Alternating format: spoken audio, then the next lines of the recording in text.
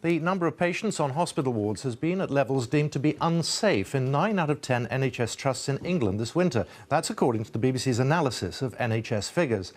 The pressure on beds has meant many patients have been at a higher risk of infection and delays in getting treated.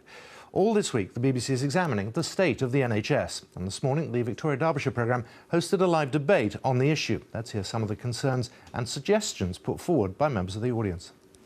Dangerous decisions are the fact that there are fewer doctors and fewer nurses. So the doctor and nurse to patient ratio on wards and intensive care is you cannot imagine the stresses we go through. Okay. It is unimaginable.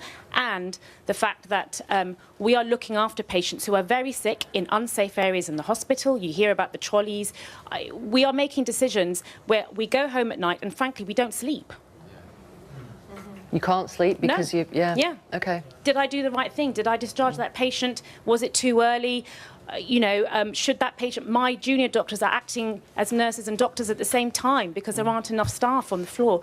And junior doctors are leaving. And frankly, I don't blame them. And we're starting to leave. I'm having conversations in corridors with colleagues, consultant colleagues, about make that phone call to Dubai. Why don't we talk about moving to Canada, Australia? Okay. This never happened before. Coming back to the hard facts, the real facts, the truth is we do have fewer hospital beds than any other European nation.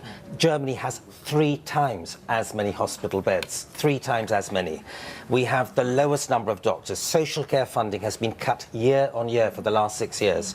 And therefore, when you actually try and look after an older population with multiple health problems, you simply can't deliver that whilst you have a social care system that is cutting costs year on year. So there has to be, this has to be addressed as a global issue about looking at the total resource. Well, I don't know about a global issue. I mean, Surrey County Council, for example, is having a referendum amongst households to see if they would pay 15% extra on their bills to pay for social care. I think we need to remember this is a national health service, and the minute we start leaving it to local areas to sort out a national problem, I think we've lost it.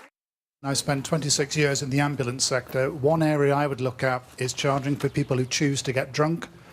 Put a huge strain on the ambulance services, blight A&E. How much would you charge them? Oh, I don't know about that. Well, let's talk about it. Let's talk about it. Well, when would you charge them? OK, so if you look at Scandinavian countries, they do charge for what they call a drunk recovery service. OK. About £400. They're locked in a safe place. Per night? Per night.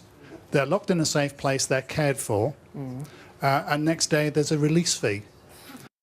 They might seem like an easy target, but once you introduce the infrastructure for charging, this will gradually be extended to other groups like overweight people, people who smoke, people who injure themselves through skiing. But at the moment, the immigrants are being used to introduce charging. The cheapest way to raise money to fund a health service is through general taxation. Okay. Charging patients is classified as a zombie policy. It refuses to die. And what our Tory MP should be telling us is they're setting us up for an American-style insurance system. Either you can, there's two ways to pay charges. You pay out of pocket or you take out top-up insurance, and our politicians are afraid to tell us where they're taking it.